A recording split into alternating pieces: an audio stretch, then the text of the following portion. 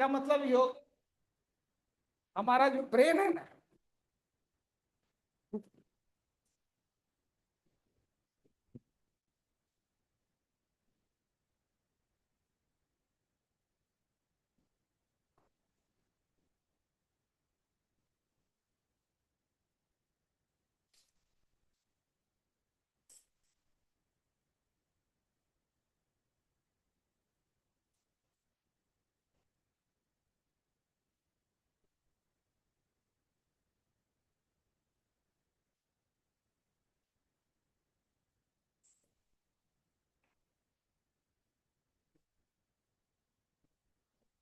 यही ब्रेन हम लोग का इसमें पैक्ड है। ये चारों तरफ से एक पतला सा झिल्ली से घिरा हुआ है।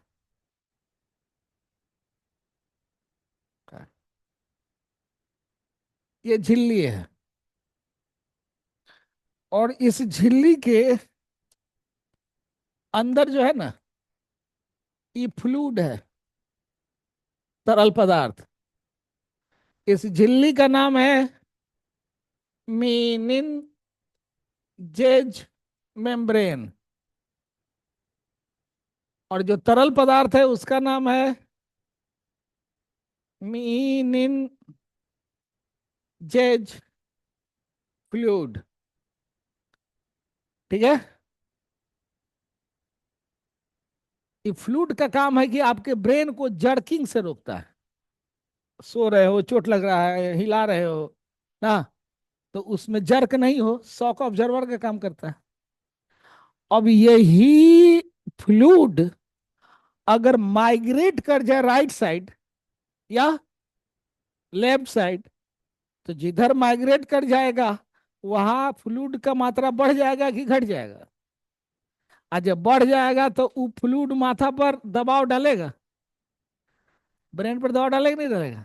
और जब दबाव डालेगा तो वह कंटिन्यूअस दर्द होगा कि नहीं होगा। है? तो माइग्रेन में पूरा सिर थोड़ा दर्द करता है, आधा दर्द करेगा, आधा राइट साइड करेगा। तो क्योंकि उसका नाम है माइग्रेन, शब्द जो आया है ना, वो माइग्रेट से आया है। माइग्रेट मतलब चला जाना। कौन चला गया? Meninges fluid. और ये चला जाता है कब? जब हम लोग ज्यादा तनाव में रहते हैं तो एक के साइड दिमाग हमारा काम करता है, क्योंकि हमारा दिमाग दो भाग में बटा हुआ है, राइट लोब और लेफ्ट ना।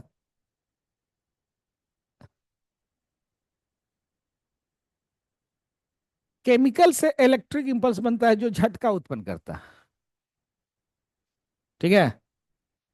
जब तक केमिकल प्रोसेस नहीं होगा तब तक इलेक्ट्रिक इंपल्स नहीं बनेगा। ठीक है। और केमिकल मैसेज और इलेक्ट्रिकल मैसेज, केमिकल मैसेज का मतलब ये हो गया कि खुद केमिकल जो है सो एक जगह से दूसरे जगह जा रहा है, जैसे हार्मोन्स है, यह केमिकली मैसेज को भेजता है। लेकिन ब्रेन जो होता है, नर्वस सिस्टम जो होता है, वो इलेक्ट्रिकली भेजता है ना। ठीक है। तो हार्मोन के द्वारा जो मैसेज का ट्रांसपोर्टेशन होगा वो केमिकली होगा ना। हार्मोन और विटामिन ना, इसलिए विटामिन डी को हार्मोनल विटामिन भी कहा गया ना। विटामिन डी को हार्मोनल विटामिन भी कहा गया। अब समझ में आता है? तो हार्मोन और विटामिन के द्वारा जो मैसेज जाता है वह केमिकल द्वारा, और ब्रेन के द्वारा जाता है वह इलेक्ट्रिकल जाता है ना। ठीक है। कभी कभी यहाँ चोट लगता है तो देखो किसी झंझना जाता है। क्यों झंझना गया भाई? तो चूंकि यहाँ पर जो है नर्व्स का जंक्शन है, ज्वाइंट है। हैं? तो जहां ज्वाइंट होगा वहां नस नर्वस कमजोर रहेगा कि मजबूत? तो कमजोर पर ज्यादा झटका लगेगा ना। ना। तो जहां जहां ज्वाइंट है हम लोग का, सब जो ज्वाइंट पर नर्व्स का ज्वाइंट बना हुआ है। हाँ, ठीक है। जैसे पूरे में कैसे इलेक्ट्रिक का तार बिछा हुआ है, कहीं से स्विच ऑन ऑफ कर लो तो उसी तरह से हमारे बॉडी में भी पूरा फैला हुआ है, सब जगह का स्विच है ना। और यह स्विच स्पाइनल कॉर्ड में जो है 31 जोड़ा है, और ब्रेन में जो है सो 12 जोड़ा स्विच है। और इस 12 जोड़ा को कहते हैं हम लोग क्रेनियम नर्व्स। और ये 31 जोड़ा है, इसको कहते हैं स्पाइनल नर्व्स। अब इसी 31 जोड़ा से पूरा हमारा बॉडी कनेक्टेड है। अब डॉक्टर को पता है कि कौन जोड़ा बॉडी के कौन पार्ट से कनेक्टेड है, वहीं पर वो इंजेक्शन देकर उसको सुन करता है, और उस बॉडी के पार्ट को डिस्कनेक्ट कर देगा। ठीक है।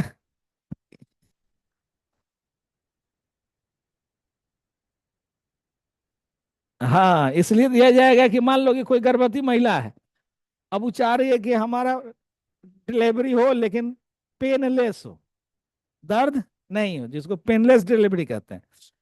तो मान लो कि यहाँ पर उसका जो पेन होता है, जो लेबर पेन होता है, वो किस कहाँ होता है?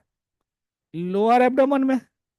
हाँ, तो लोअर एब्डोमेन का कनेक्शन होगा यहाँ से ना। तो यहीं पर इंजेक्शन दे देगा, तो इसका ये वाला पार्ट जो है सो क्या हो गया? सुन हो गया, सेंसलेस हो गया। वहां कुछ भी हो रहा है, खबर ब्रेन को नहीं जा रहा है, नहीं जा रहा है, तो वो अभी नहीं हो रहा है ना। ठीक है। लेकिन उसमें एक एक वो दिक्कत क्या है कि डिलीवरी के समय बच्चा को पुश आउट करना है, तो पुश आउट करने के लिए फोर्स लगाना पड़ेगा। और फोर्स लगाने के लिए आपको क्या चाहिए? एनर्जी नहीं, एक्सलरेशन चाहिए। और एक्सलरेशन कैसे मिलेगा? दर्द होगा तब ना एक्सलरेशन मिलेगा। हाँ? तो इसलिए डॉक्टर उसको सलाह देता है कि नहीं, बिना लेबर पेन का डिलीवरी नहीं कराइए। बिना लेबर पेन का डिलीवरी कराइएगा, एक्सलेशन नहीं होगा, बच्चा को पुश करने के लिए आपको दिक्कत होगा। क्योंकि बच्चा का सबसे पहले क्या निकलता है? और जब सिर निकलेगा, तो सिर और गर्दन के बीच में ये खाली है। अब वहां पर जो जो बर्थ कैनाल है, अब वहां पर अगर वो सिकुड़ गया, तो बच्चा फंस जाएगा ना। जब फंस जाएगा, तब तो और भयंकर हो जाएगा। या तो बच्चा बचेगा, नहीं तो माँ बचेगी। ठीक है। तो इसलिए इस सब के लिए डॉक्टर मना करता है। हाँ, लेकिन अब पैसा कमाने वाले डॉक्टर की कमी तो है नहीं ना। हाँ, ऑक्सीटोसिन का इंजेक्शन क्यों देता है? इसलिए कि पेन और ज्यादा बढ़े। पेन जब बढ़ता है तभी आदमी एक्सीलरेट होता है किसी चीज को पुश करने के लिए ना। ठीक है।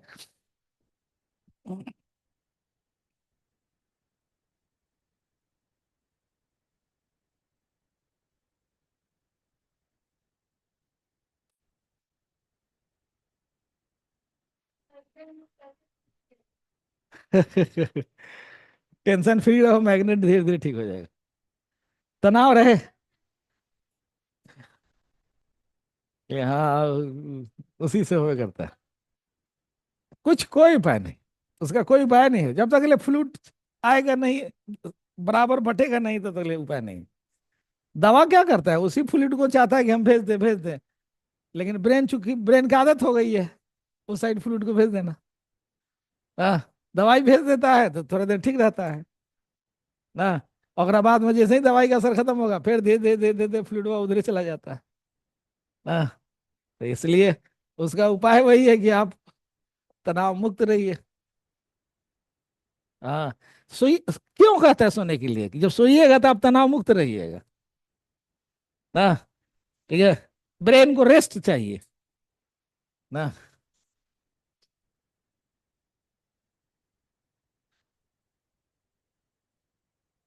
महिलाओं में अनावश्यक टेंशन। जवाहरलाल नेहरू की बेटी का नाम जानते हो क्या था? इंदिरा गांधी। एक दिन जवाहरलाल नेहरू अपना बेटी को 2 गो मंत्र लिख कर दिए ना, और कहे कि बेटी ये 2 गो मंत्र को याद रखना हमेशा, और इस मंत्र को याद रखोगे तो तुम महान आदमी बन जाओगे। पहला मंत्र जानते हो क्या लिखे?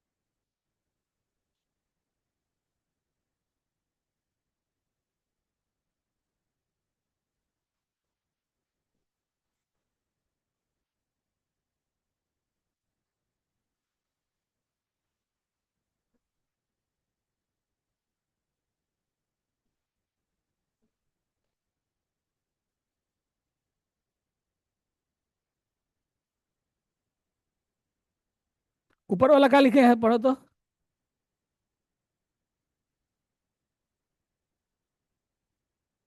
Without thinking action is awareness का मतलब।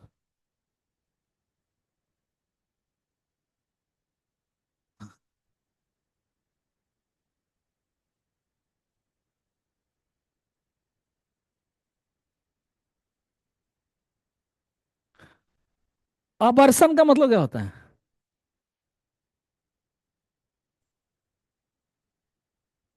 अबर्शन मतलब खराब है, बेकार।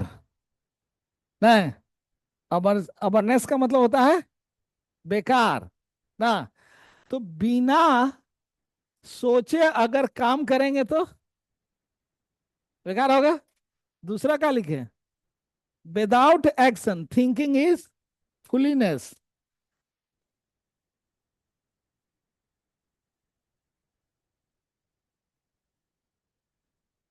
Without action thinking is foolishness. क्या समझे?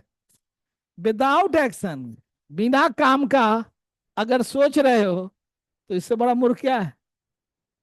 तो प्राय महिलाओं में क्या देखा जाता है? चिंता कर रहे हैं। मन से पूछो कौन काम के लिए चिंता कर रहे हैं। अगर काम नजर नहीं आए तो समझो कि वो आपको बेवकूफ बना रहा। हम बेवकूफ हैं? हैं? ठीक है। जिसके पास में 3 कैपेसिटी है, जनरेशन, ऑपरेशन, ठीक है, और डिस्ट्रॉयशन। हाँ, ये 3 कैपेसिटी महिला को दिया गया। पुरुष को एक ही वो कैपेसिटी है, और वो है ऑपरेशन। वो केवल ऑपरेट कर सकता है। महिला जनरेट भी कर सकती है, ऑपरेट भी कर सकती है, जरूरत पड़ेगा तो उसको डिस्ट्रॉय भी कर सकती है ना। इसलिए उसको जन्मदाता, पालन करता और संहार संहार करता भी कहा गया ना। पुरुष तो केवल पालन कर सकता है, अगर पास में बस एक कैपेसिटी ना। इसलिए जितना देवी देवताओं में देवी को देखो सबसे महान माना गया। नहीं तो थिंकिंग कभी भी करो तो सोचो पहले कि हाँ हम किस काम के लिए थिंकिंग कर रहे हैं। अगर थिंकिंग आपका कोई काम हो तो सोचिए, नहीं तो चिंता करने की जरूरत नहीं। ये जवाहरलाल नेहरू लिख कर दिए थे बेटी को।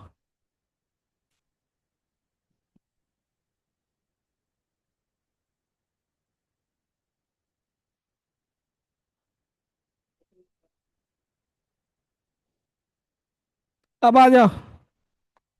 नर्वस सिस्टम को 3 भाग में बांटोगे। पहला सेंट्रल नर्वस सिस्टम, वो सब डिटेल में पढ़ाएंगे ना। पहला है सेंट्रल नर्वस सिस्टम, दूसरा है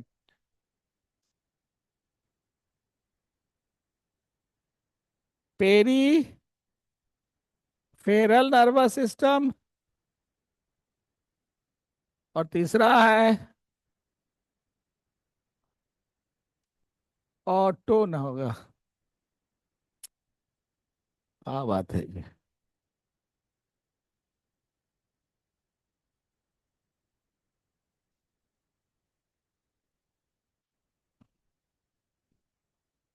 हिंदी हो गया केंद्रीय तंत्रिका तंत्र, परिधीय तंत्रिका तंत्र, और स्वायत्त तंत्रिका तंत्र।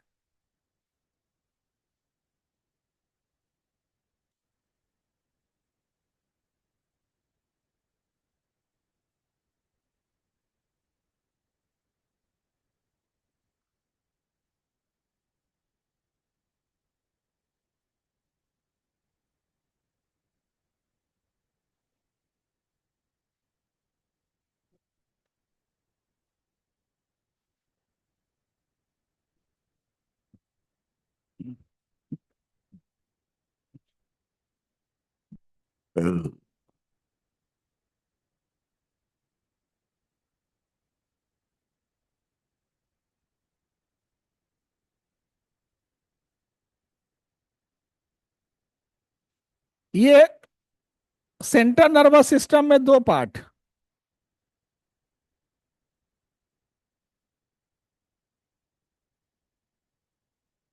ब्रेन और दूसरा स्पाइनल कॉर्ड।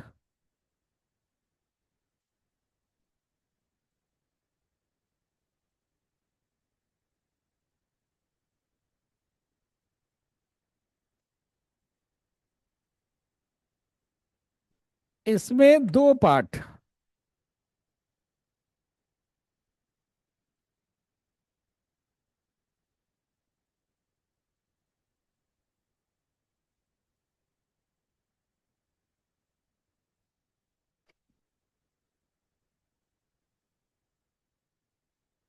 नर्व्स,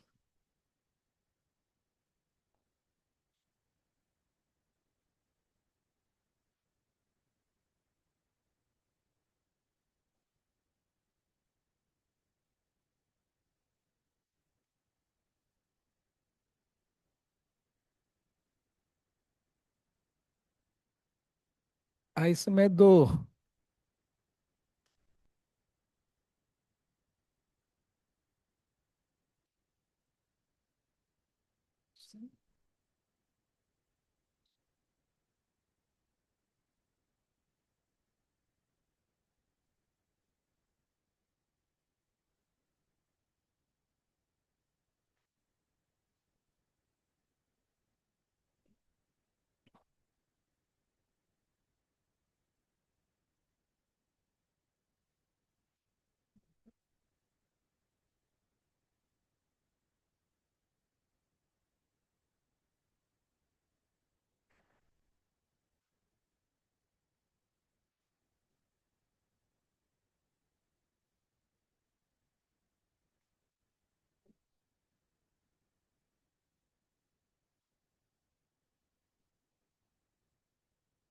एक है सिंपैथेटिक और दूसरा है पारासिम्पैथेटिक।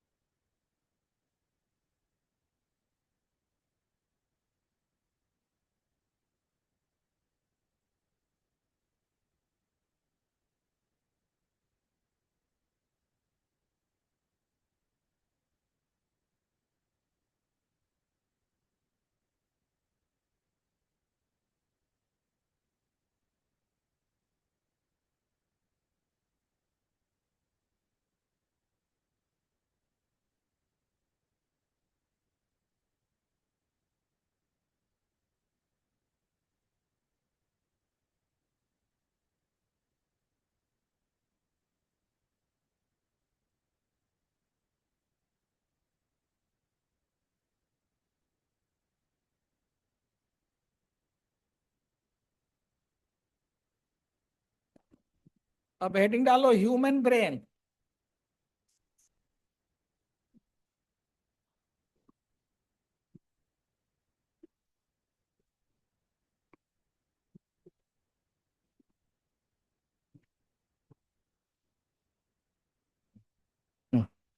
देखो, या केंद्रीय तंत्रिका तंत्र का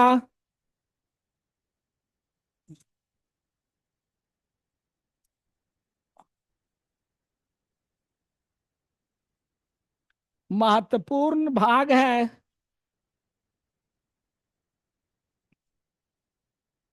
या केंद्रीय तंत्रिका तंत्र का महत्वपूर्ण भाग है जो खोपड़ी के क्रेनियम सॉकेट में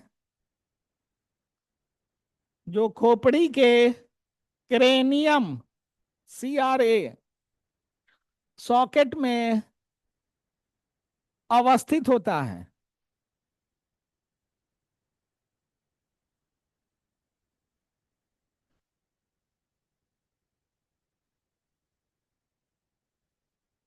बुआ इसको चालू करो तो।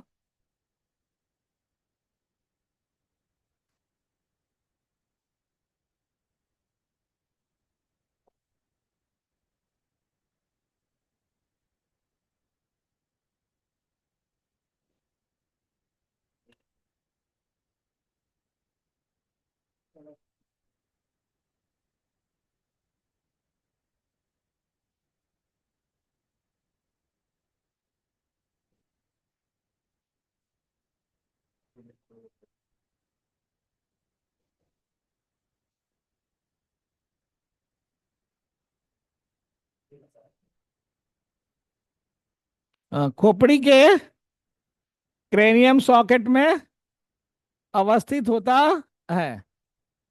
यह यह चारों तरफ से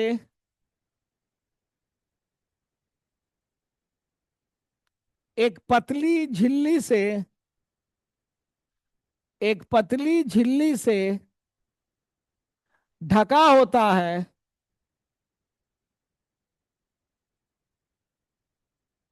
जिसे मिनिंजेज मेम्ब्रेन कहते हैं। जिसे मीनिंजेज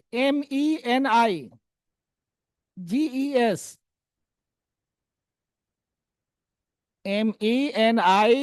MENIGES मिनिंजेज मेम्ब्रेन कहते हैं।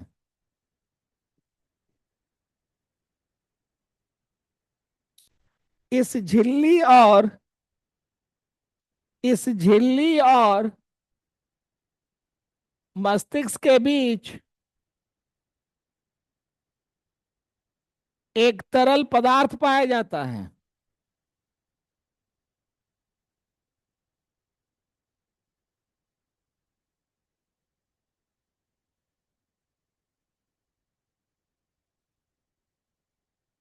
जिसे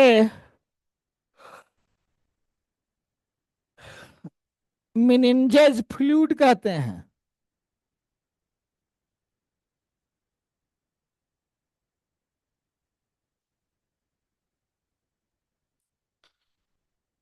जो मस्तिष्क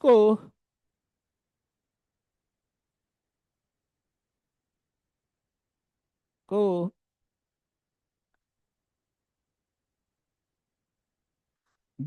झटका से बचाता है। झटका से जर्क से बचाता है।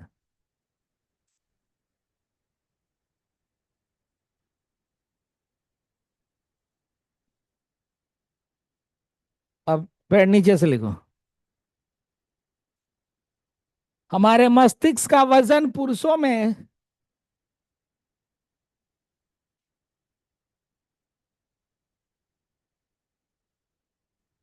1400 ग्राम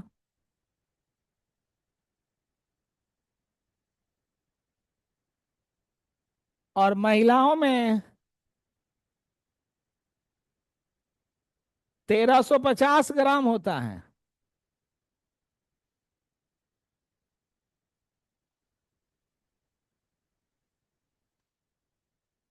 ठीक है।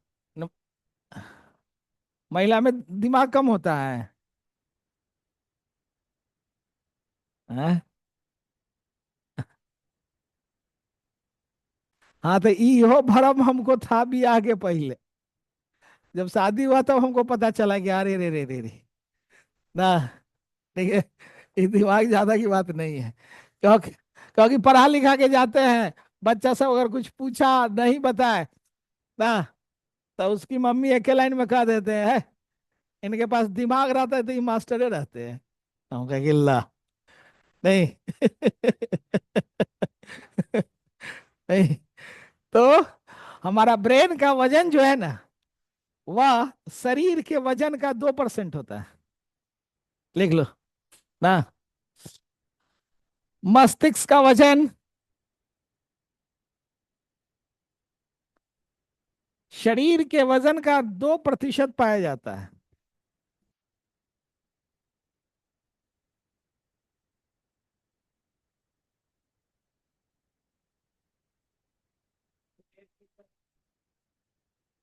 मैंने वजन के अनुसार रखा गया है। एवरेज वजन पुरुषों का कितना है? 70। तो 70 का 2% निकालोगे तो 7 दूना 14, 1400 ग्राम। महिलाओं का एवरेज लगभग 60-65 है ना। तो 60 का अगर निकालोगे तब पर भी तो हो जाएगा वो 120 ग्राम। लेकिन 1200 हुआ ना जी। तो 1200 हुआ तो समझो कि 150 ग्राम ज्यादा ही ना। तो एवरेज देखोगे तो 150 ग्राम ज्यादा है ना। ठीक है। तो इसलिए ब्रेन के वजन से कुछ मतलब नहीं है, ब्रेन के इंटेलिजेंसी से वजन है। और ब्रेन इंटेलिजेंट तब होता है जब आप ब्रेन का काम पॉजिटिव वर्क में लेते हो, तब कंस्ट्रक्शन वर्क में लेते हो तब। डिस्ट्रक्शन वर्क में लोगे तो ब्रेन धीरे धीरे गड़बड़ हो जाएगा। इसलिए क्रिमिनल कितनों बुद्धिमान हो, लेकिन पुलिस से पकड़ा ही जाता है। क्यों? क्योंकि वह जो काम कर रहा था वो भी ब्रेन से ही कर रहा था, लेकिन वह ब्रेन उसका काम करने में तेज था, लेकिन इंटेलिजेंसी उसकी घट गई, क्योंकि हमेशा वो निगेटिव में काम कर रहा था। पुलिस का ब्रेन हमेशा पॉजिटिव में रहा, हमेशा वो बढ़ता रहा। लेकिन जो पुलिस घूसखोर होगा ओकरा से कहियो क्रिमिनल नहीं पकड़ाएगा। नहीं, क्योंकि उसकी इंटेलिजेंसी खत्म हो गई। वो तो नेगेटिव काम कर रहा था ना। हाँ। वो तो आप पढ़ाई में जो ईमानदारी से पढ़ता है देखो रिजल्ट लेवे करता है। और जो पढ़ाई को धोखा करता है, चोरी से पास करना चाहता है ना, पढ़ने का नाटक करता है, गार्जियन को दिखाएगा कि हम बहुत देर देर तक ले पढ़ते हैं ना, किताब के अंदर मोबाइल लेकर स्क्रॉल कर रहा है, गार्जियन समझ रहा है कि बाप रे बहुत पढ़ रहा है। अब बताओ ये सब काम निगेटिव है कि नहीं है? उससे आपका ब्रेन इंटेलिजेंट कहाँ होगा ना। तो इंटेलिजेंसी लाने के लिए आपके ब्रेन को हमेशा पॉजिटिव काम करना पड़ेगा। और दूसरी बात, इस ब्रेन में जो कमांड डाल दोगे, बुआ वो काम कराएगा ही कराएगा आपसे।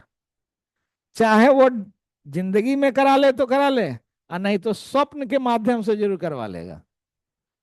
कुछ कुछ ऐसी चीजें आप सपना में देख लेते हो जो कभी आपने सोचा ही नहीं था। अरे आपको लग रहा है कि सोचे नहीं थे, ब्रेन ने कभी उस तरह का सोच लिया था, उसका रूप बदल गया। इसलिए कभी गलत बात सोच भी मत करो सब ना। हमेशा पॉजिटिव रहो ना। ठीक है। नेगेटिविटी हमेशा लोगों को जो है सो डिस्ट्रक्ट करता है ना। ठीक है। हम्म। हमारी तीसरी बेटी जब जन्म ली तो पूरे घर वाले लोग, जितने रिश्तेदार थे वो सब कहने लगा, अरे हबीब को अब तो टेंशन हो गया ना, कि दो पहले से थी एक वो और आ गई, तीसरी थी और टेंशन का कारण हो गया ना। एक सेकंड के लिए हमको भी थोड़ा टेंशन आया, लेकिन हम उस टेंशन को क्या कहे, सारे लोग जितने लोग वहां पर बैठे हुए थे सबको हमने कहा कि देखो आप सही कह रहे हैं कि यह टेंशन है ना, लेकिन ये जो है,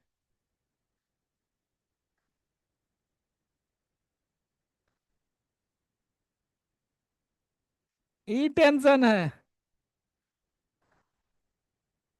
हाँ, तो पॉजिटिव कर दी कि नहीं कर दी? हाँ, सबके पास 10 गो बेटा होगा, हमारे एक एक गो बेटी उस पर भारी हो जाएगी। हाँ, नहीं। तो नेगेटिविटी आप कैसे लेते हैं उस पर डिपेंड करता है। बेटी को पालते कभी सोच में नहीं करते कि कमजोर है, अबला है अबला रहेगी।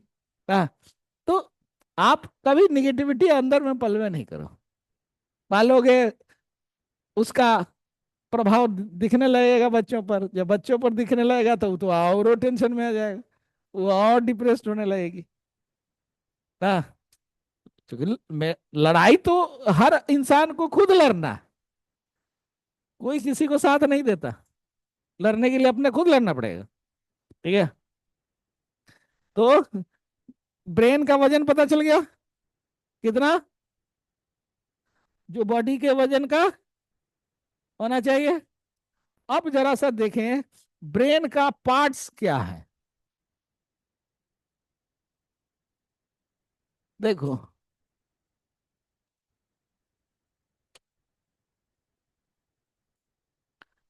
पार्ट्स ऑफ ब्रेन,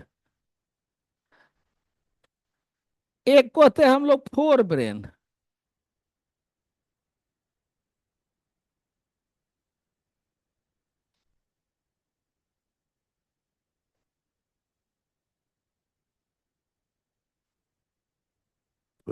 इसको हिंदी में अग्र या पड़ा या विरहद, तीनों नाम से जानते हैं। अग्र मस्तिष्क, प्रमस्तिष्क या विराट मस्तिष्क। दूसरा है मिड ब्रेन, और तीसरा पार्ट है हिंड ब्रेन। इस फोर ब्रेन को, इसमें दो पार्ट बना दो, प्रो सेफेलॉन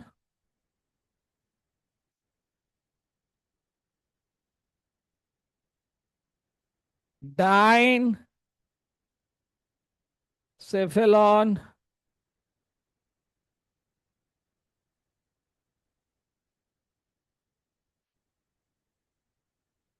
मेजॉन सेफेलॉन,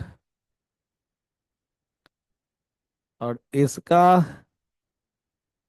दूसरा नाम हो जाएगा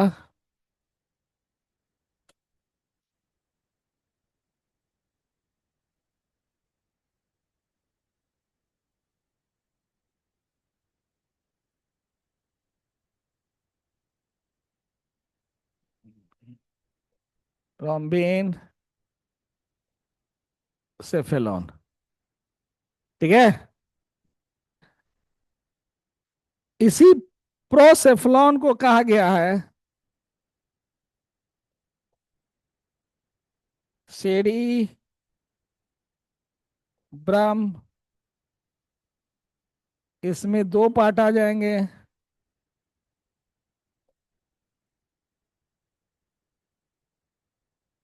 थैलेमस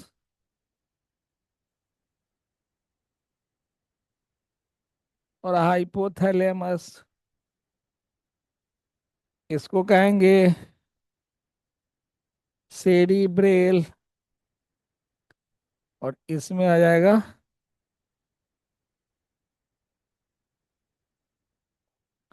दो पार्ट।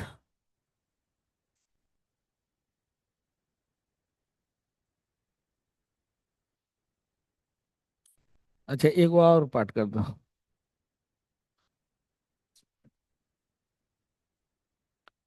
सेरिबेलम और मेडुला ऑब्लोंगेटा, और ये हो गया पॉन्स।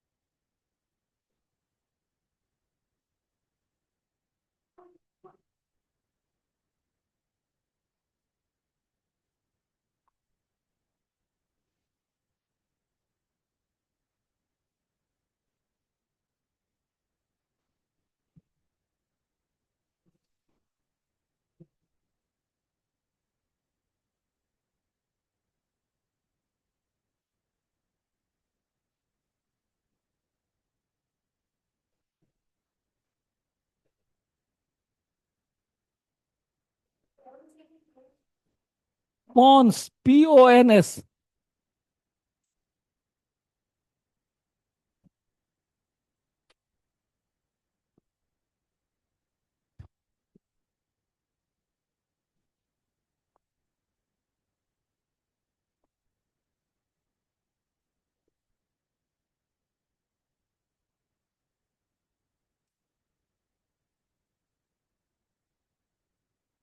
हो गया।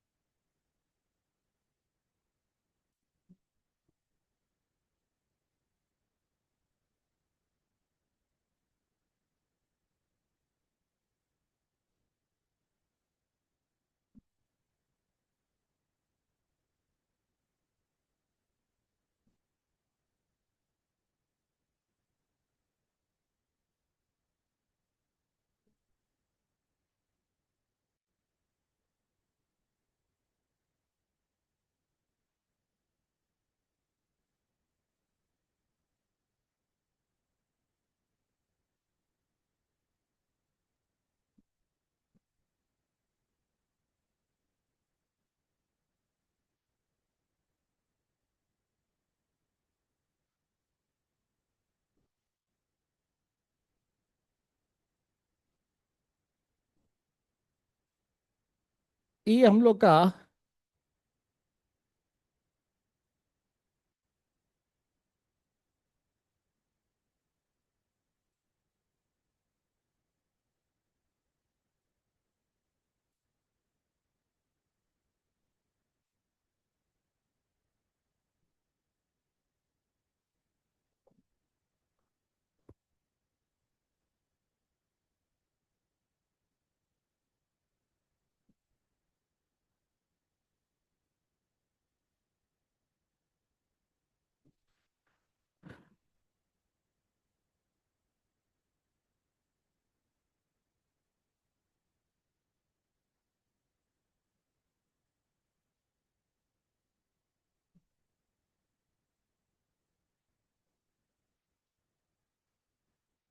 और यहां से देखो,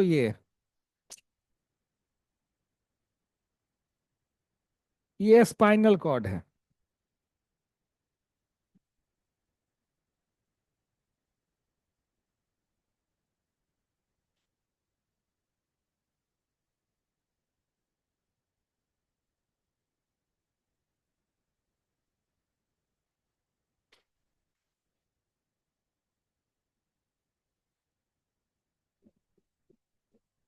और ये मान लो कि पूरा बॉडी हो गया।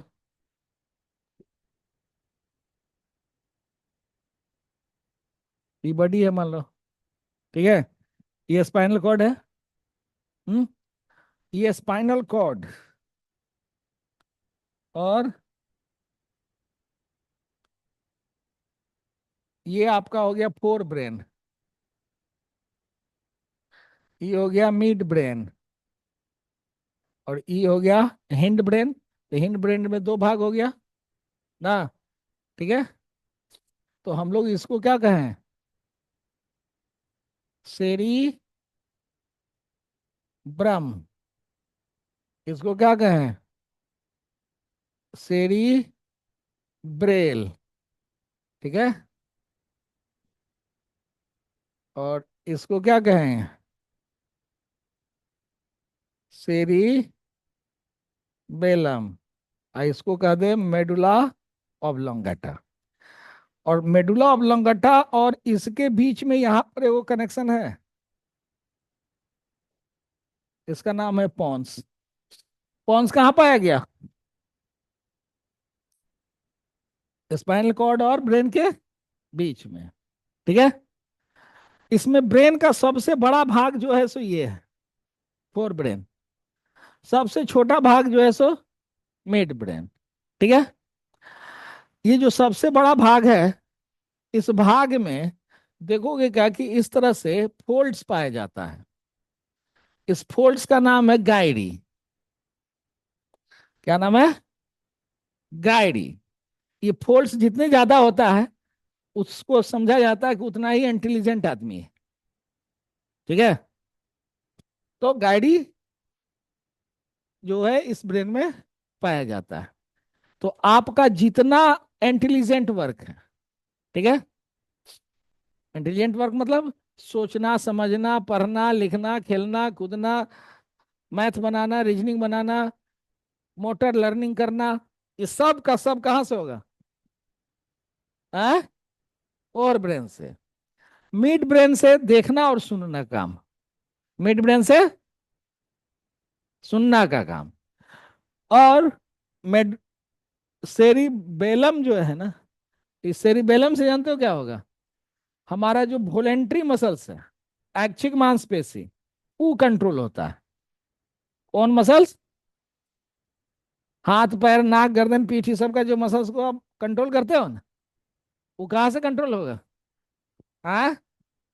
और हमको शरीर में बैलेंस बनाना, संतुलन बनाए रखने का काम यही करता है। देखो, एक सही पोस्चर में खड़े हैं कि नहीं खड़े? तो पोस्चर को भी यही मेंटेन करता है ना। छोटा बच्चा में यही नहीं होता है, तो खड़ा होता है, पोस्चर उसका गिर जाता है, लड़खड़ा जाता है। हाँ। शराबी का पोस्चर हमेशा देखोगे गड़बड़े रहेगा। हाँ। क्योंकि वही उसका गड़बड़ है। हाँ। ठीक है। और ई जो होता है ना, मेडुला ऑब्लोंगेटा, ई है इनवॉलेंट्री मसल्स का काम। उसको ये कंट्रोल करता है।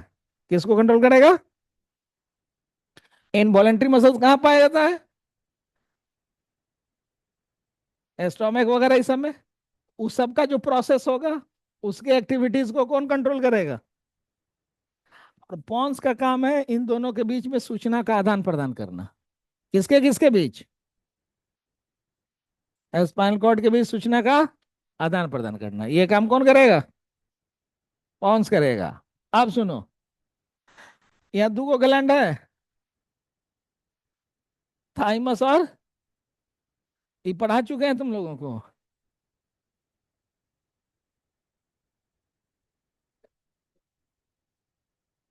हार्मोन में नहीं पढ़ा दिए हैं? इससे टच का, गरम ठंडा छूने का, और इसका इमोशंस का, ना भूख प्यास वगैरह का, ना। ठीक है। बॉडी के टेम्परेचर को ये मेंटेन करता है। हम्म। ठीक है। यहां तक उतार लिए? हाँ। लिख लो। पहले लिखो, इसको ऐसे लिखो, सभी तो मान लो डिवीजन कर दिए ना। वहां से लिखो, सेरिब्रम, हेडिंग डालो सेरिब्रम।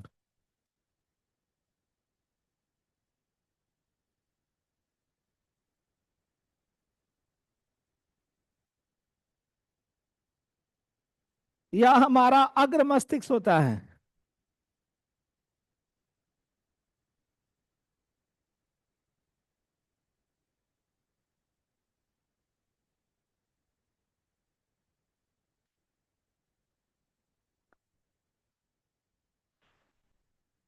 ये पूरे मस्तिष्क का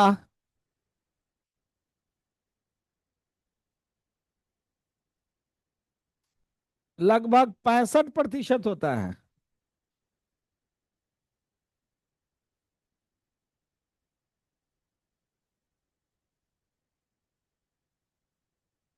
यह मस्तिष्क का सबसे बड़ा भाग है। यह मस्तिष्क का सबसे बड़ा भाग है।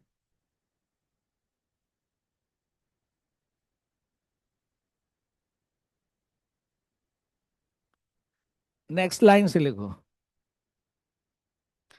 सभी विवेकशील क्रियाएं, इंटेलिजेंट वर्क, सभी विवेकशील क्रियाएं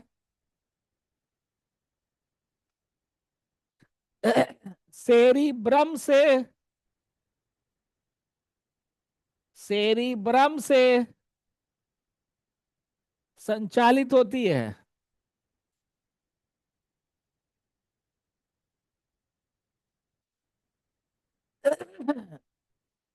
जैसे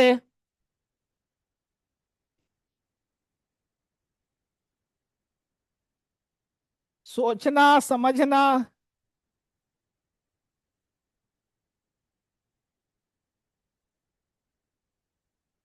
पढ़ना, लिखना,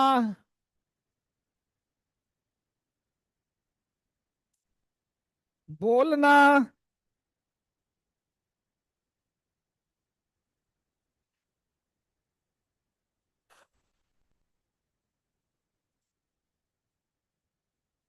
चिंतन, चिंतन, थिंकिंग, स्मरण,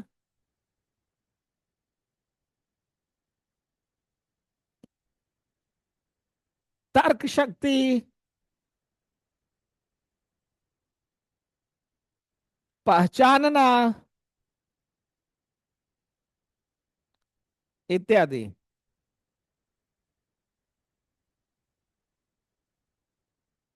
हो गया। अब लिखो मिड ब्रेन।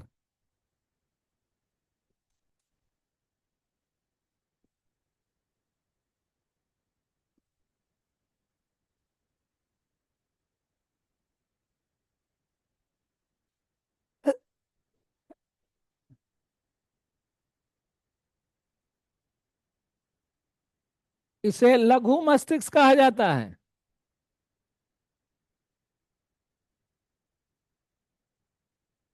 अथवा सेरिब्रेल कहा जाता है।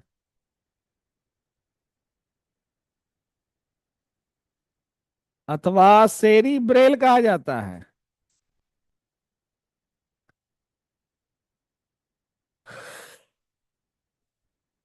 इस भाग से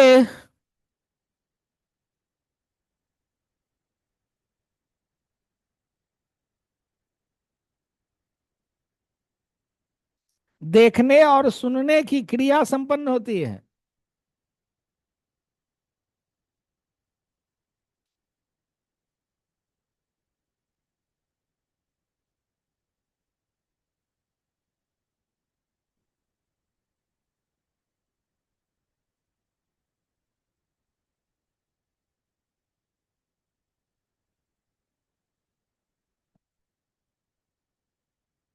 अब लिखो हिंड ब्रेन।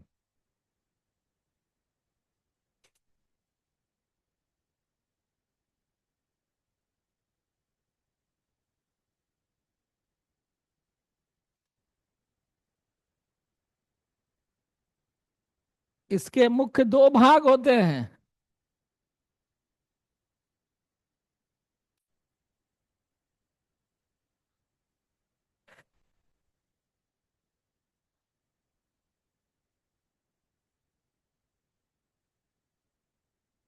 पहला सेरिबेलम।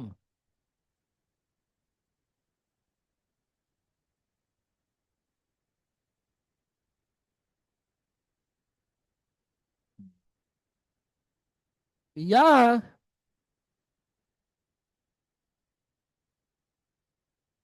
हमारी ऐच्छिक मांसपेशियों को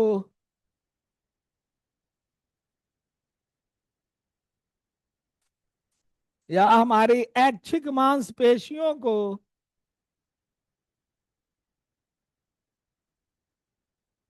नियंत्रित करती है।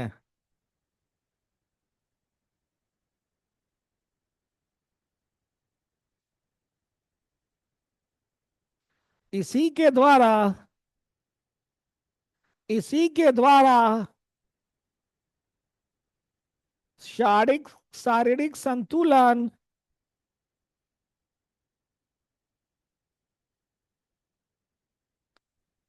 और शारीरिक अवस्थाएं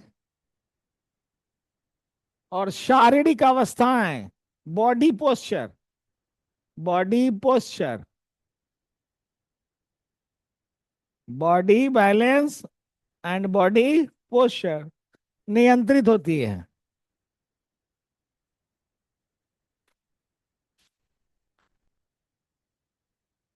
नोट में लिखो।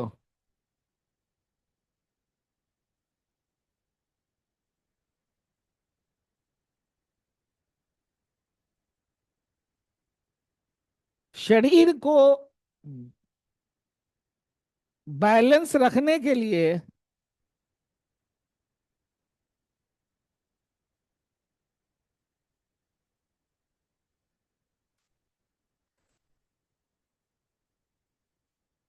कान के अंदर पाए जाने वाले, शरीर को बैलेंस रखने के लिए कान के अंदर पाए जाने वाले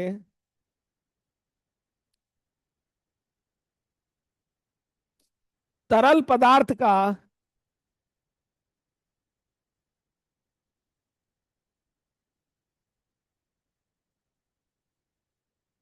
महत्वपूर्ण योगदान है।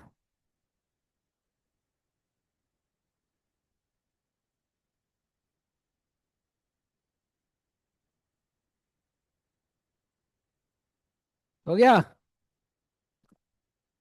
देखो, दोनों कान के बीच में फ्लूइड रहता है, एक तरल पदार्थ। वो जिस साइड चला जाएगा ना, आदमी उस साइड झुक जाता है। हाँ।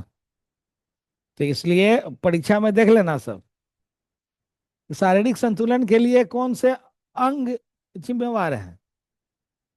तो उसमें मेरा कान भी है ना।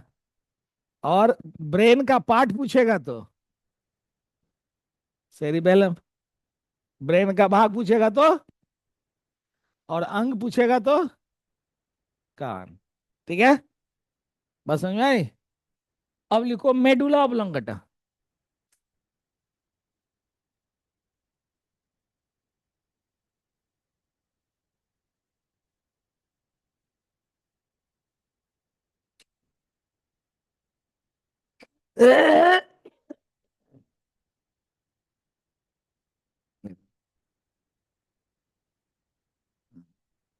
या अनैच्छिक, अनैच्छिक या इनवॉलेंट्री मसल्स को नियंत्रित करता है।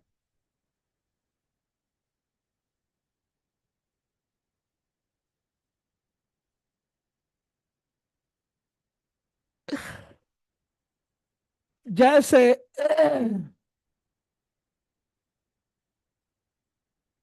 पाचन नली की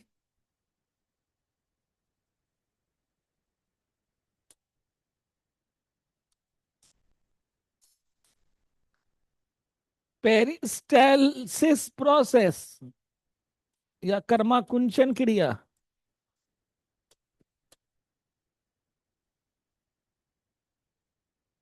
ठीक है।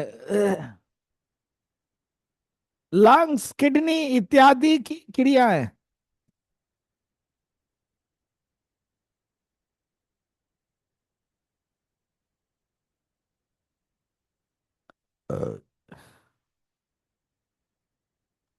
हो गया।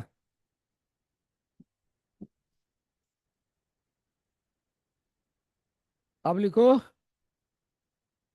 Spinal cord. पॉन्स के बारे में पूछेगा ना तो वही लिख देना कि दोनों के बीच कनेक्शन का काम करता है। हाँ। स्पाइनल कॉर्ड, मेरु रज्जु। हाँ, देखो, यह एक नली नुमा संरचना की होती है। नली नुमा संरचना की होती है, ट्यूब लाइक स्ट्रक्चर,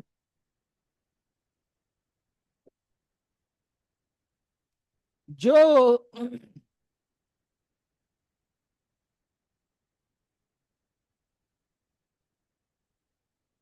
हमारे मेरुदंड में स्पाइनल, ये क्या कहते हैं उसको, वर्टिब्रा कॉलम में, मेरुदंड या कशेरुक दंड, वर्टिब्रल कॉलम, मेरुदंड या कशेरुक दंड में अवस्थित होता है।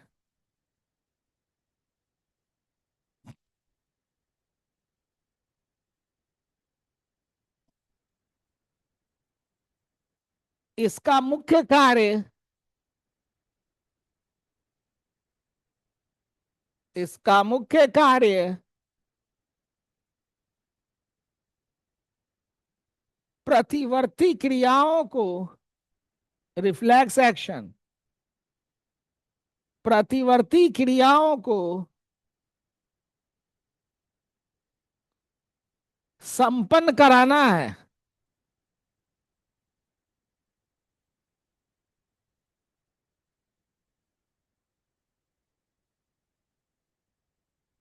जो जो प्रतिवर्ती चाप द्वारा, रिफ्लेक्स आर्क के द्वारा, जो प्रतिवर्ती चाप रिफ्लेक्स आर्क के द्वारा होती है,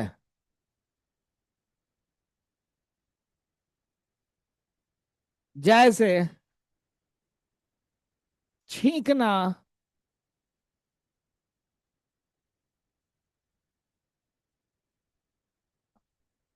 उबासी लेना,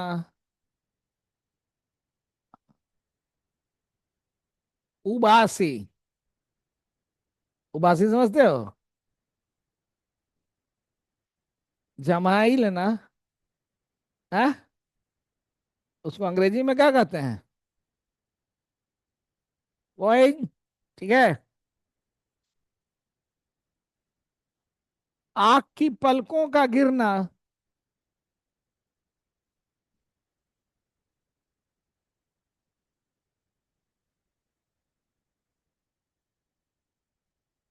आंख की पुतली का सिकुड़ना,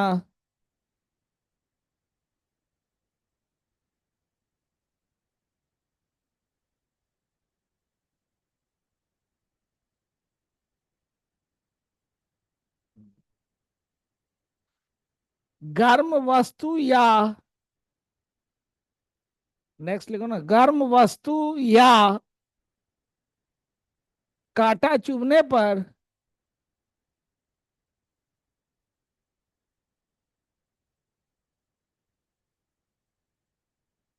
अचानक हाथ हटाना,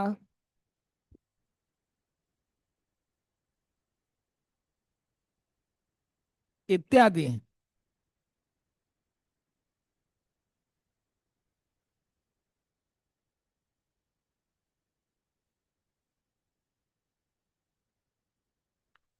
रोटी बनाते हो, अचानक तवा पर हाथ सट जाता, कैसे से हटा लेते हो? हैं? ये किसके द्वारा होता है? हाँ, सब स्पाइनल कॉर्ड। स्पाइनल कॉर्ड का मतलब ये हुआ जो सडन,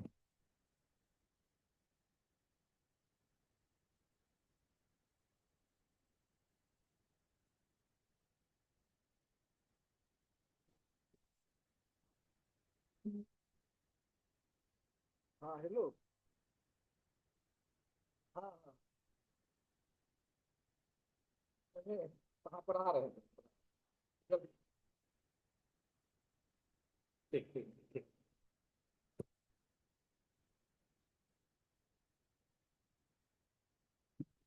हो गया?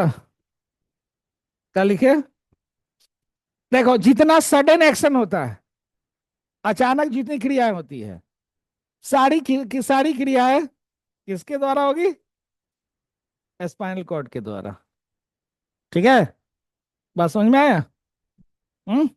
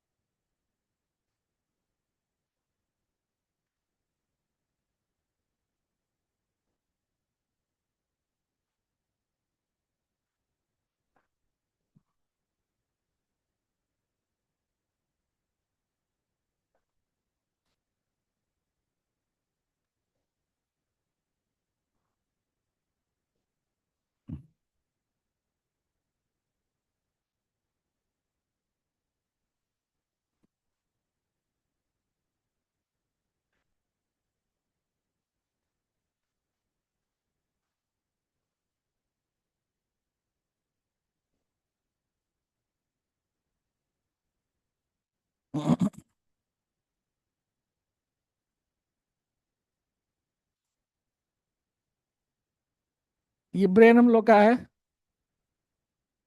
और इसमें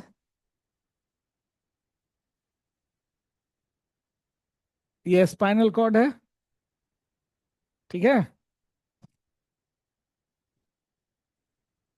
याद कीजिए, आपको बताए होंगे कि यहाँ पर कोई चीज अगर पहुंचा ना, तो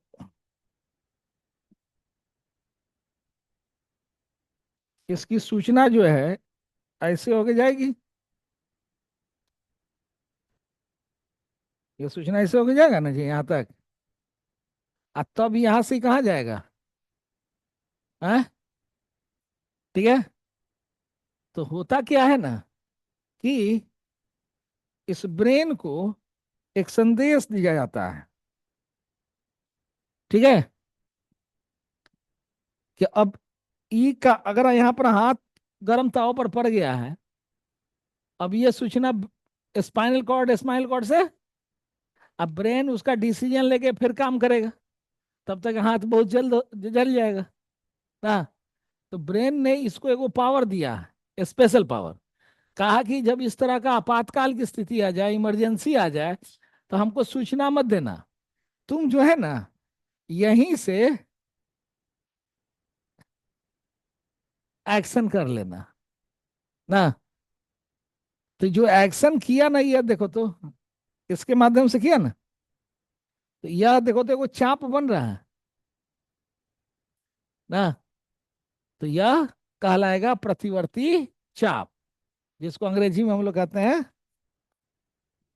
रिफ्लेक्स आर्क।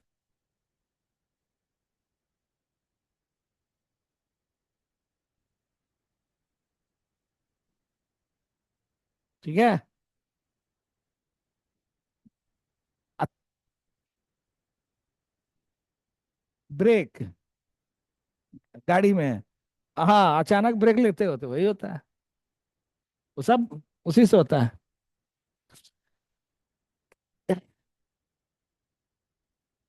हाँ, जब तक सोचते सोचते पहले धक्का मार के चला होगी। हाँ। हम्म।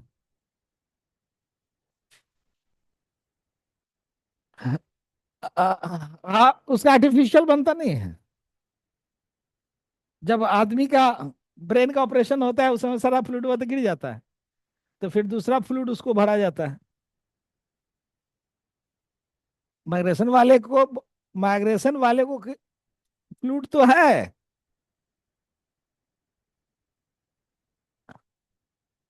तो बैलेंस ऑपरेशन, ब्रेन का ऑपरेशन करवाइए।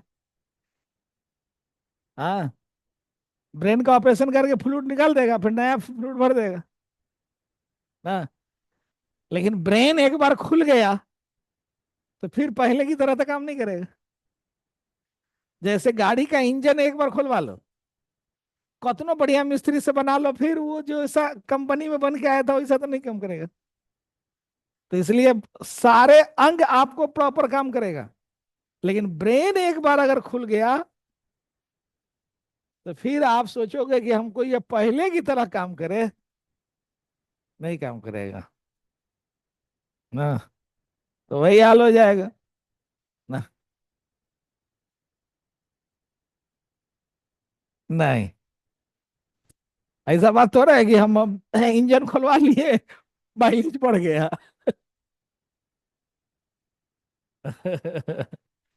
अ,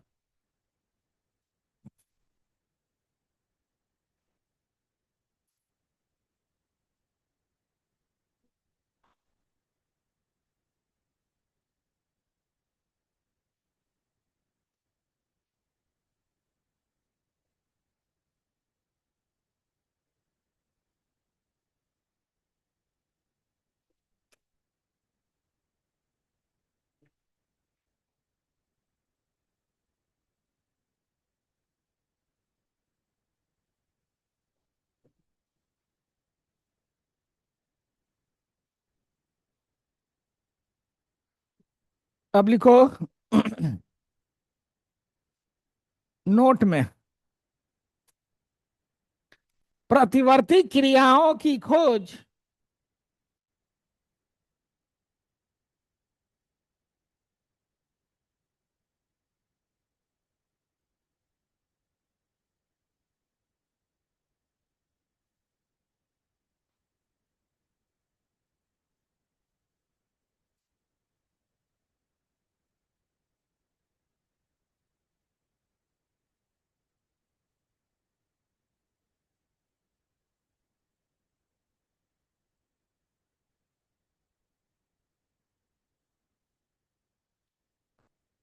प्रतिवर्ती क्रियाओं की खोज सर्वप्रथम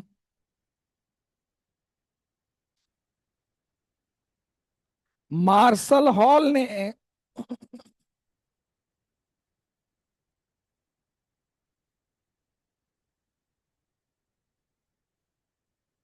मार्शल हॉल ने किया था।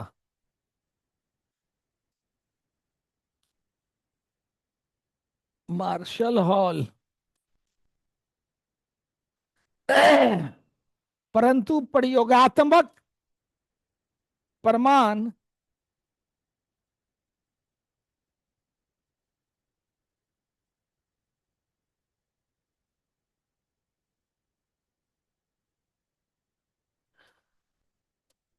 इवान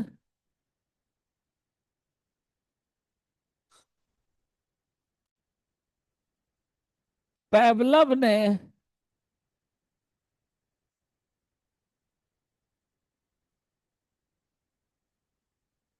ने दिया था।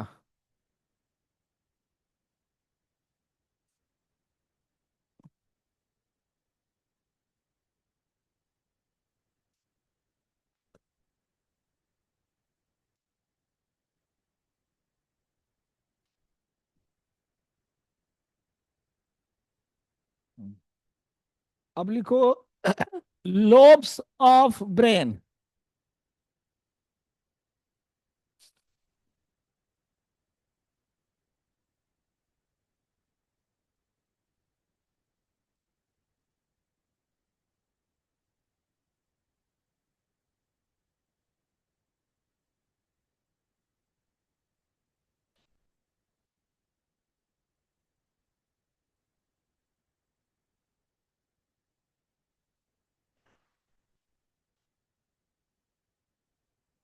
मस्तिष्क को चार लोब्स में बांटा गया है।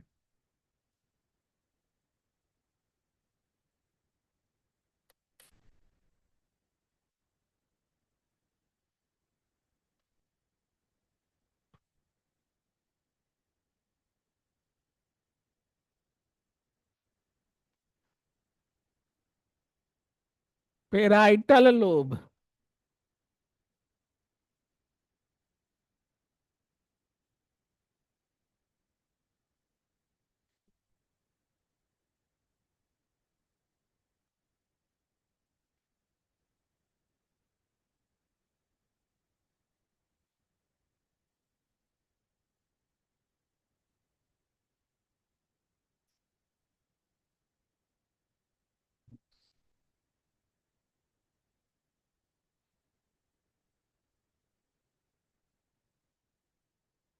ऑक्सीपिटल लोब,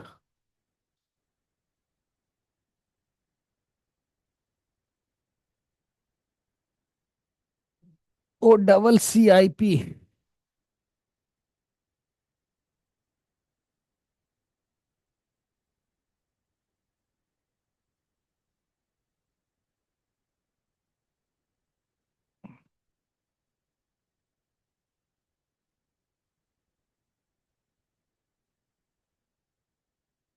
ठीक है।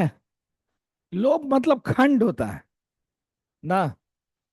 कितने लोब्स में बांटे गए? सबसे पहला लोब लिखो, फ्रंटल लोब।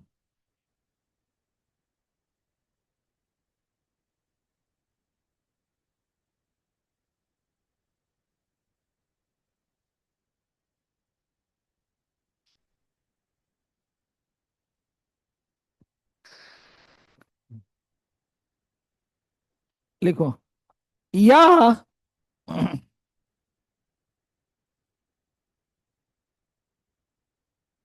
मस्तिष्क में आगे की ओर अवस्थित होता है।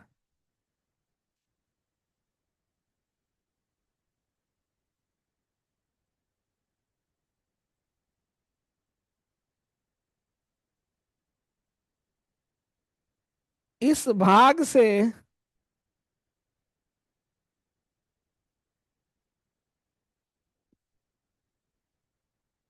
सोचने और तर्क करने की, सोचने और तर्क करने की क्रिया संपन्न होती है।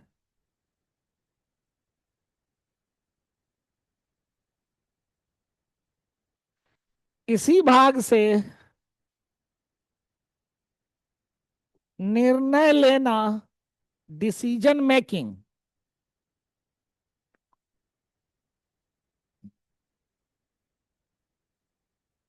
सही उच्चारण के साथ बोलना,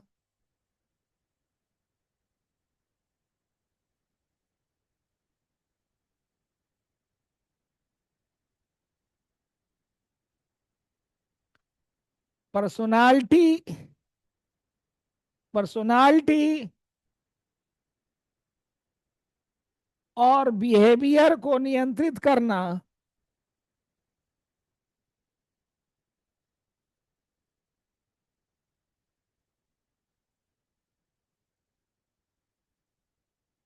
संपन्न होता है।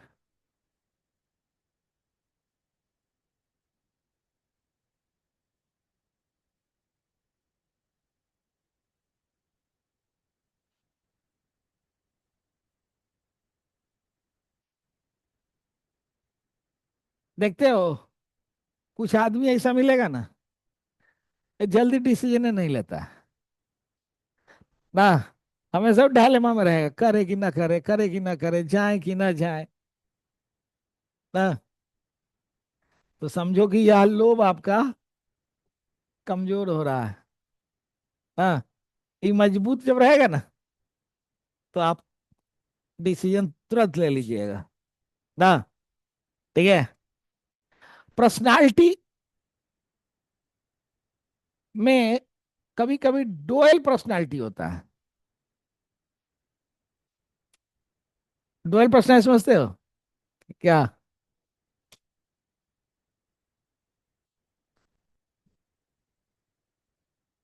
बाहर से कुछ और, अंदर से कुछ और ना। ठीक है।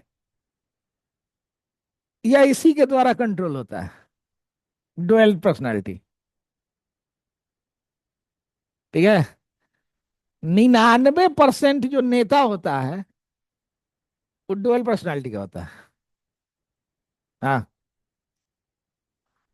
उसमें जो सबसे बड़का होता है वही प्रधानमंत्री होता है। ना, जनता के सामने कुछ और पर्सनालिटी, और सरकार के सामने कुछ और पर्सनालिटी ना। तो इस सारी चीजें जो उत्पन्न होती है वो हमारे फ्रंटल लोब से ही होता है ना। डुअल पर्सनालिटी उत्पन्न होना। ठीक है। डिसीजन लेने में दिक्कत होना। किसी आदमी को देखोगे कि छोटा बच्चा है ना, आए एकदम प्रोनाउंसिएशन इतना शुद्ध करेगा जिसका आदि साहब नहीं, थोड़ा सा भी नहीं तुतलाता है ना। एक बार सुन लिया एकदम उसी तरह का उच्चारण करेगा। कुछ को तो चौथा पांचवा तक ले ही जैसे टॉक को टॉक कहते रहेगा ना, तता तता करते रहेगा ना। तो ये सारी चीजें हमारे इसी से होता है। ठीक है। दूसरा लिखो, पैरिटल लोब।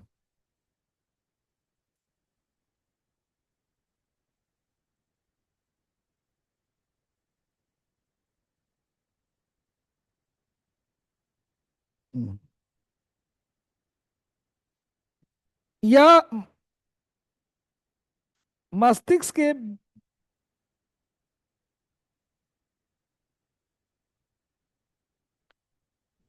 1 मिनट, या मस्तिष्क में फ्रंटल लोब के पीछे ऊपर की ओर होता है।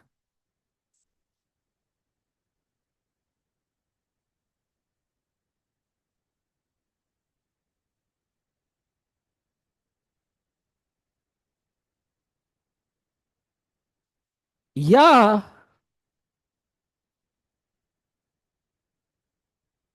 मस्तिष्क से आने वाले, सॉरी सॉरी, या शरीर से आने वाले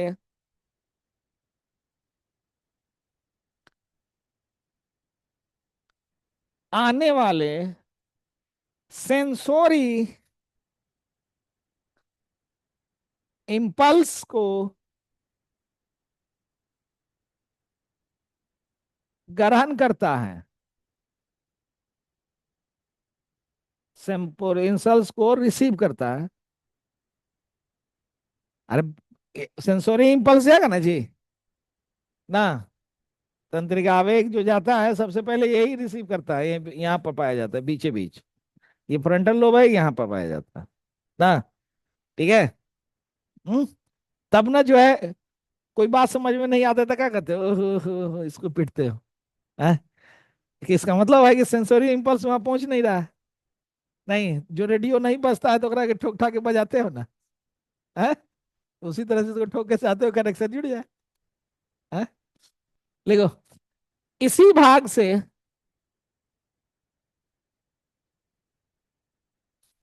स्पर्श, दबाव, दर्द, दर्द, गर्म और ठंडा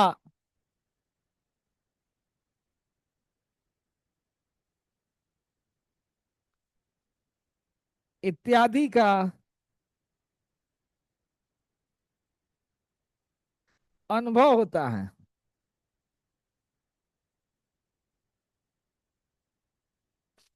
यही भाग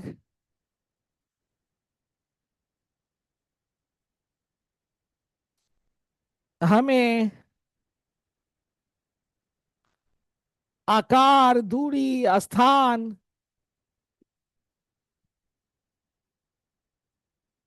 इत्यादि का अनुभव कराता है। आकार, दूरी इत्यादि का अनुभव कराता है।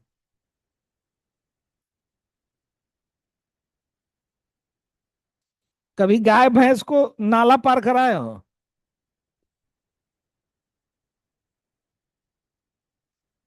कैसे पार करता है? वो नाला पारे नहीं करेगा। जब उसको नाला के पास ले आओगे ना, वो नहीं पार करता है। क्या है भाई? तो चूंकि उसको उस नाला की चौड़ाई का पता नहीं चलता। आप नाला के पास जाते हो तो पता चल जाता है ना कि नाला कितना चौड़ा है। वहां वो जब वो जाएगा ना, तो उसको पता नहीं चलेगा कि नाला कितना चौड़ा है। ज्यादा जबरदस्ती करोगे तो क्या करेगा? हनुमान जी का नाम लेगा, जितना ताकत है लगा के कूद जाएगा। किस लिए कूद गया? कि वो तो पूरा ताकत से कूद गया। नहीं, लेकिन आप पूरा ताकत लगा के थोड़ी जाते हो। आप तो उतने छलांग लगाते हो जितना वो चौड़ा है? सीढ़ी से जब आप उतरते हो तो सीढ़ी का प्रत्येक स्टेप की चौड़ाई का पता आपको चलता है ना। लेकिन उसको कभी सीढ़ी से उतार के देखो, वो एक बार ऊपर से लेके नीचे कूद जाएगा। अह, नहीं, क्यों भाई? उसको उसका पता नहीं चलता। तो चूंकि उसका ये ब्रेन जो है ना, पेरिटल लोब उसका कमजोर होता है, हम लोग का मजबूत होता है। यही कारण है कि जिसका पेरिटल लोब मजबूत होगा वह हर वस्तु को 3D में देखेगा, 3 डायमेंशनल। और जिसका पेरिटल लोब कमजोर हो गया वो हर वस्तु को 2 डायमेंशन में देखेगा। नहीं, तो जो 2 डायमेंशन में देखेगा तो चौड़ाई देखेगा तो लंबाई नहीं, या लंबाई देखेगा तो गहराई नहीं, ना। घोड़ा के साथ भी होता है, वो तो उसको तो अभ्यास कराते कराते हम लोग करा देते हैं। अब घर में जो पालतू कुत्ता पाले हुए हैं, अब वो क्या है? अब वो है, वो बार बार रहते रहते रहते रहते रहते वो आपकी सीढ़ी की चौड़ाई लंबाई समझ गया, ना। लेकिन शुरुआती दौर में कभी आप जो पहली बार लेकर आए होंगे, अतः ओकरा से कहते हैं सीढ़ी से उतरो उतरो, तो देखो खड़ा होकर चुपचाप रहेगा। कथनो ओकरा के अंग्रेजी में बोल रहे हैं, गो गो गो गो गो ना, जा नहीं रहा है, कम कम कम कम कर रहे हैं ना। आदमी से हिंदी में शुद्ध से बोलते नहीं है और कुत्ता को अंग्रेजी सिखाते हैं। नहीं। चल, हो गया। अब लिखो टेम्परल लोब, टेम्पोरल लोब।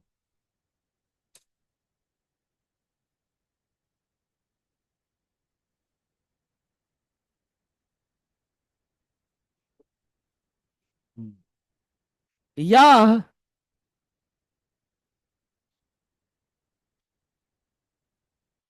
मस्तिष्क के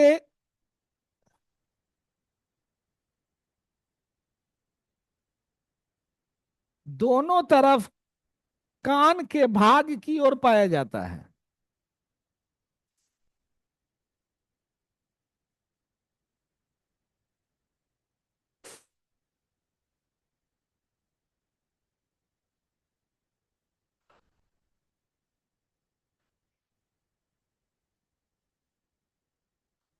जहां से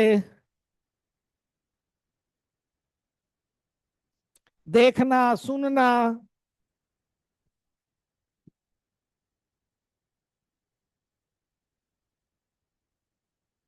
आवाज पहचानना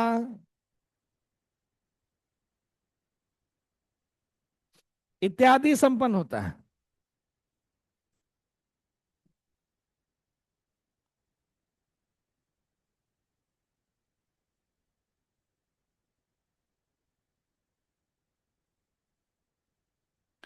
अब लिखो ऑक्सीपोट, ऑक्सीपिटल लोब।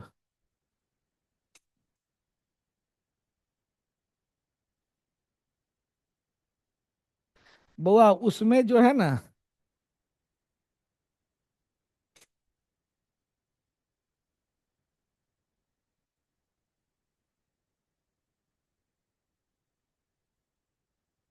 इसमें टेम्पोरल लोब में पढ़ो तो क्या लिखवाए हैं, दोनों कान के साइड में पाया जाता है, यानी इधर और इधर। ठीक है। और क्या लिखवाए हैं, इससे देखना, देखना काट दो, इससे सुनना और आवाज पहचानना संपन्न होता है। हो गया। अब लिखो ऑक्सीपिटल लोब। हाँ। हाँ। यह मस्तिष्क के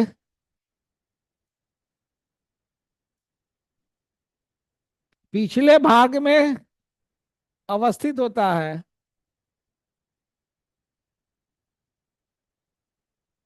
जिससे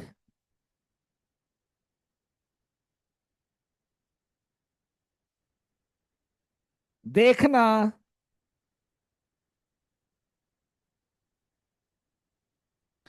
रंग प्रकाश इत्यादि को पहचानना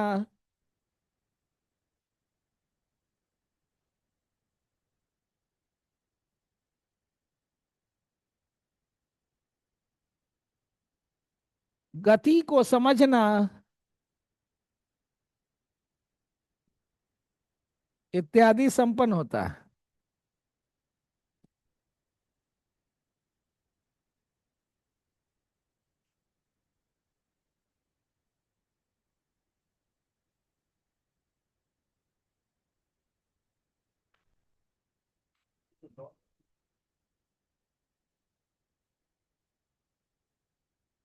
जैसे हमारा ब्रेन है ना ये, हाँ, ठीक है। तो हम लोगों ने इसको तीन तरह से बांटे ना, एक अग्र मस्तिष्क, दूसरा, अब तीसरा पश्च मस्तिष्क। ठीक है। फोर ब्रेन, मिड ब्रेन और हिंड ब्रेन। दूसरा हम लोग इसको सेफ्लॉन के रूप में बांटे हैं। हाँ। तो याद करो, प्रोसेफ्लॉन, मेजोसेफ्लॉन, डाइनसेफ्लॉन और रेम्बोबिन सेफ्लॉन, सेफ्लॉन के अनुसार बांट दिए। है ना। ठीक है। उसके बाद इसको रम, रेल, लम के अनुसार बांटे। रम, रेल, लम। रम मतलब सेरी ब्रम, क्या बांटे। रेल मतलब, लम मतलब, ना। ठीक है। उसके बाद हम लोगों ने मस्तिष्क का लोब के अनुसार बांटे। लोब मतलब पाली, खंड, उसका छोटा छोटा टुकड़ा खंड किए ना। तो खंड के अनुसार जब बांटे तो उसको चार खंड कर दिए ना। फ्रंटल लोब देखो यही है। ठीक है, ये फ्रंटल लोब है। उसके बाद तुम्हारा है पेरिटल लोब। थोड़ा सा ये ऊपर आ जाओ। ठीक है। पेरिटल लोब जहां पर बच्चा का वो जैसे हिलता है, वो नहीं देखे वैसे से, देखे वो नहीं हिलते हुए। मन करता है उंगली फोड़ के देखे ना। माथे फोड़ देंगे जय भी फोड़ेला तरह। हाँ। ओकरा बाद है टेम्पोरल लोब। टेम्पोरल लोब देखो ये सब साइड में है ना। और ऑक्सीपोटल लोब कहाँ है, पीछे ना। तो बताओ इंटेलिजेंट वर्क कहाँ से करोगे। देखने का क्रिया कहाँ से होता है, आए ना। आंख है ना जी, आंख से पीछे गया ना नर्वस सिस्टम। है। ठीक है। सुनने का काम कौन लोब से, ना, टेम्पोरल लोब से। है। स्पर्श का, गर्म ठंडा का फीलिंग्स,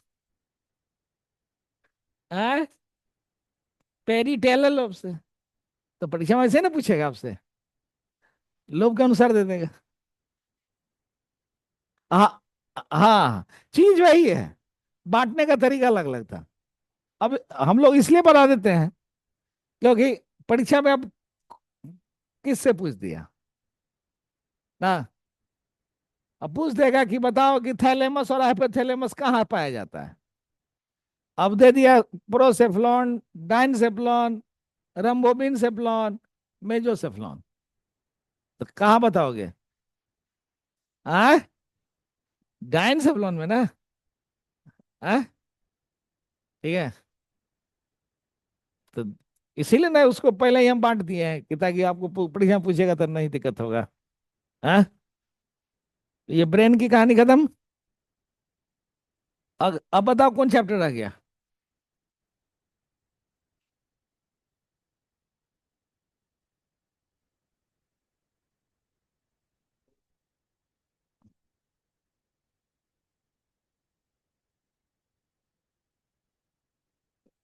वो नहीं लिखवाए हैं का, क्या बात करते हैं।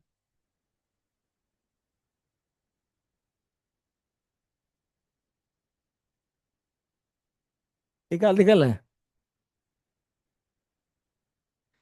पेरिफेरल में क्या है,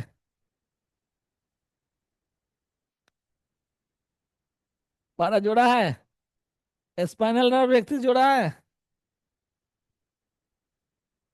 हाँ? ना। और ये जोड़ा कैसे काम करता है वो तो समझाइए दिए थे।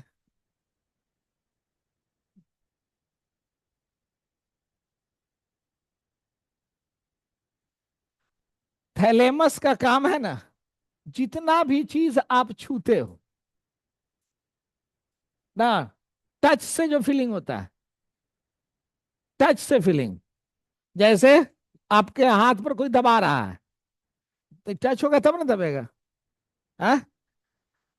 गर्म लग रहा है कि ठंडा लग रहा है, ये कहाँ से होगा, टच से फीलिंग।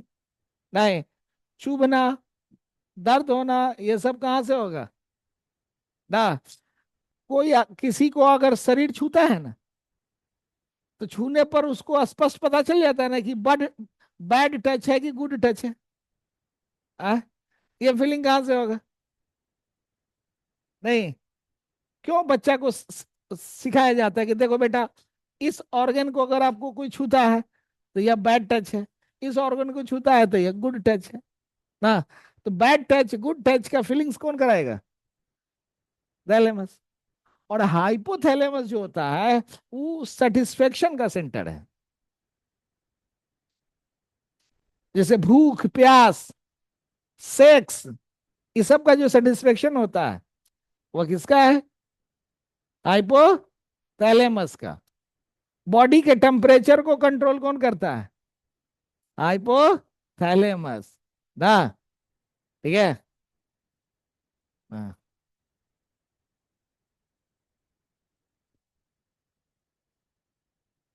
सीधा सा बात है, इमोशन दोनों के साथ जुड़ा हुआ है, फीलिंग्स दोनों के साथ जुड़ा हुआ है। जो दूर से फीलिंग हो, नहीं, वो हाइपोथैलेमस। जो छूने से फीलिंग हो, वह थैलेमस ना। अब बात समझ में आया? अगला चैप्टर कौन रह गया जी? होलो मन, होलो बोन।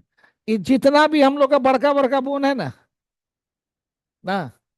ठीक है, जैसे फीमर, ह्यूमरस, ठीक है, ये हॉलो है। और उसके अंदर भरा हुआ है क्या? वो क्या कहते हैं उसको? मेरू रज्जु। ठीक है, जिसको अंग्रेजी में कहते हैं बोन मैरो। उसमें ना बोन मैरो भरा हुआ है। दो तरह का हो गया, वो सॉलिड हो गया तो सॉलिड हुआ तो खाली नहीं है। जब खाली नहीं रहेगा तो मैं भराएगा कहते। मीट उठ खाती हो? खस्सी बकरी का मीट खाती हो कि नहीं खाती हो? नहीं खाती है? नॉन वेजिटेरियन हो? अच्छा। तो जो नॉन वेजिटेरियन होगा, जो मीट खाता होगा ना, वो हड्डी को चूसता है ना, तो अगर अंदर से जो निकलता है गुद्दा जैसा, तब वो हड्डिया को देखोगे तो बीच में खाली है। वही है हॉलो बोन। तो हॉलो है लेकिन भरा हुआ है। हाँ, वो हॉलो है लेकिन उसमें बोन मैरो भरा हुआ है। और सॉलिड का मतलब हुआ कि उसमें कोई जगह नहीं है, कोई चीज भरने की जगह नहीं है। ठीक है। हाँ, रिब्स वगैरह सब सॉलिड बोन है ना। इसलिए किसी को बोन मैरो निकालना होता है ना, तो निकालते हैं हम लोग यहीं से। फिर स्पाइनल कॉर्ड, स्पाइनल कॉर्ड की भी टोटल जितना है ना, वो सब हॉलो है। सब में बोन मैरो भरा हुआ है ना। ठीक है। लेकिन अब कान की हड्डी है, रिब्स है, ई है, ये सब सॉलिड बोन है ना। हो गया। आज इतना ही रहने दें। अगला चैप्टर कौन है जी? रिप्रोडक्शन और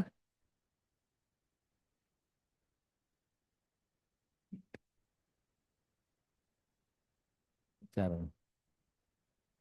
अच्छा, डिजीज नहीं पढ़ाए हैं? डिजीज का नोट्स तुम लोग को दिए थे ना जी?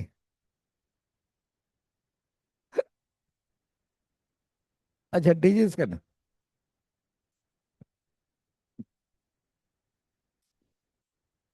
अच्छा चलो, नेक्स्ट नेक्स्ट रोज में वही करेंगे।